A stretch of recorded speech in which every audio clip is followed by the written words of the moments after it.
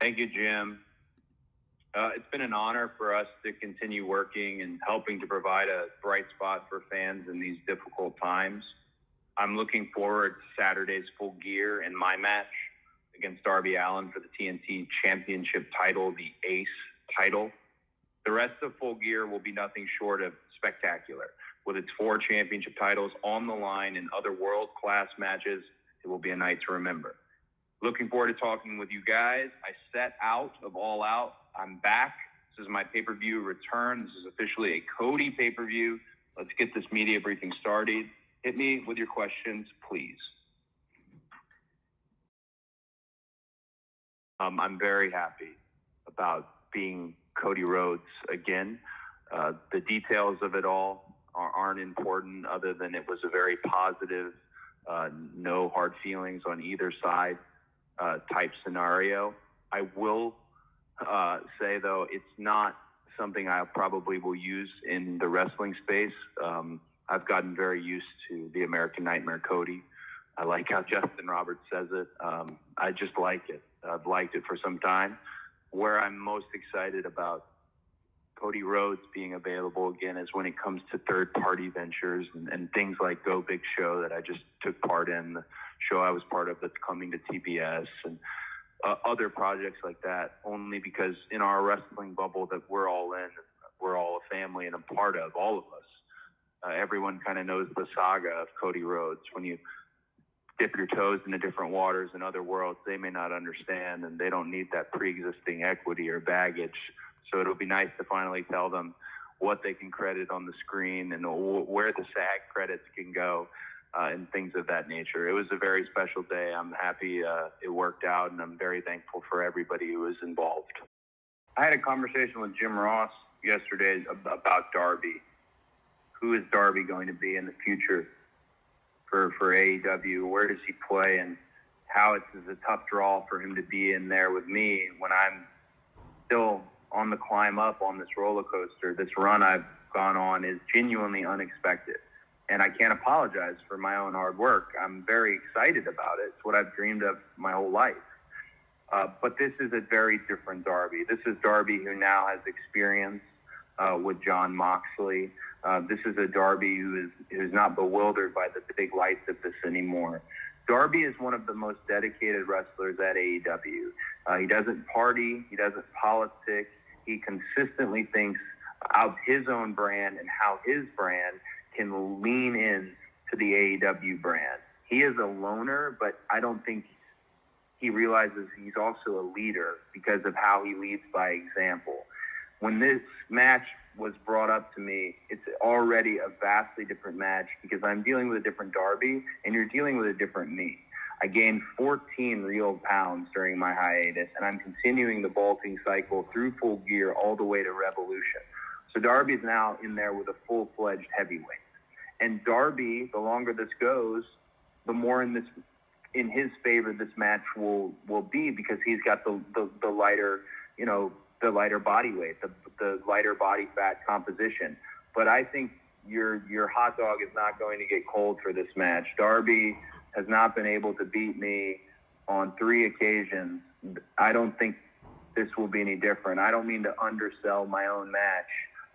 I'm not looking past Darby, but I think there were other challengers that could have stepped up. And if Darby is the one, if he's not going to bend the knee again, then I'll stand corrected on that. I'm very proud of Darby. I said on the air last night, I solely recruited him when no one else wanted him.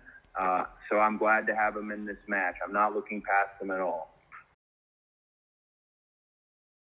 Well, the goal of AEW from an executive standpoint, from where I sit, is always to expand.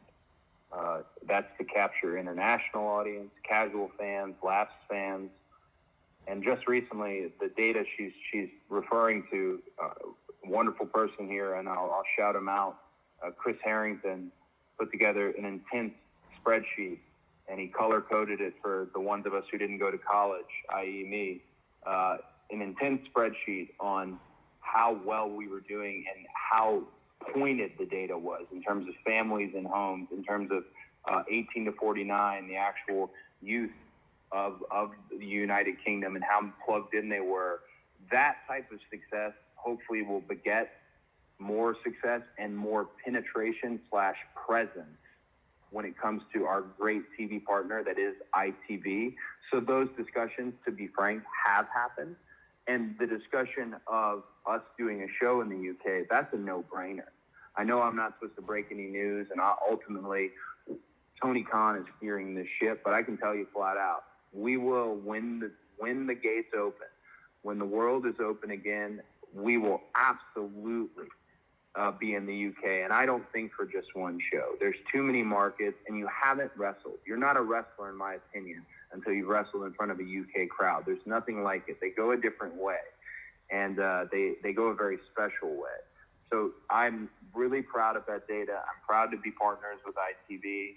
It was wonderful to see Pac back on the show last night, to have Anthony Go in terms of his commentary, learning from Taz and Excalibur at the desk. So our UK presence, hopefully we'll have a great 2021. We're definitely geared and heading that way, and I can't wait to see what else we do on ITV.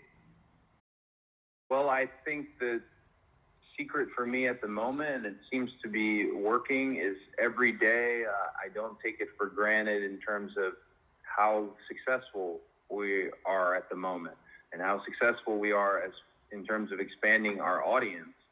I had the great education of living through what happened with WCW. I was there every Thursday when the ratings were faxed in to our home address in Marietta, Georgia. And my dad talked to me about why Nitro did this and this and that, as he was a consultant at the time and an announcer. That type of experience has led me to always be guarded, pessimistic, and very grateful. So I only want to continue to grow. There are people, my full ambition in terms of wrestling, how far I want to go. If I was to say to them on this call, I think their minds would be blown. I have no intention of stopping this climb. I want everything. The world is not enough. But I'll tell you, I want it fairly. I want it on my merit. And when it comes to the different hats and this wonderful place that is All Elite Wrestling, I just every day am thankful for the opportunity that I get to do it. And I get an incredible high. There is absolute euphoria when you have a great segment yourself and you know you nailed it.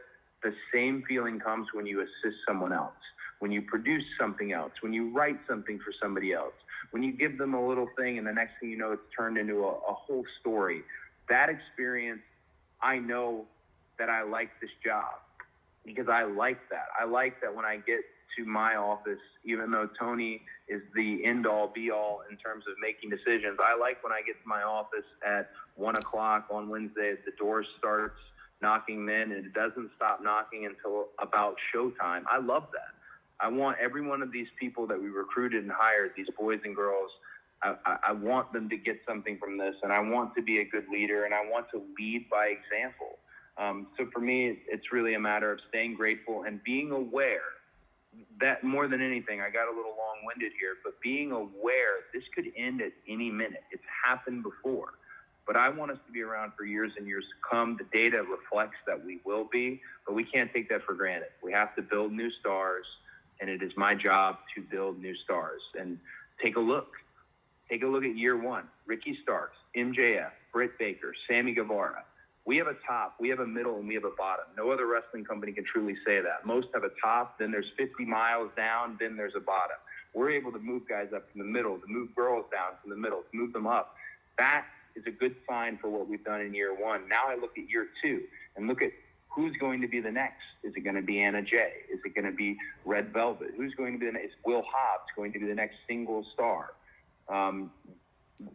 Staying humble and staying grateful, I think, will always put us in the position where we're trying to continue to expand and grow. Wow. I feel like I'm going to ruin your wonderful exuberance with your question. The doors are open. The bridges are down.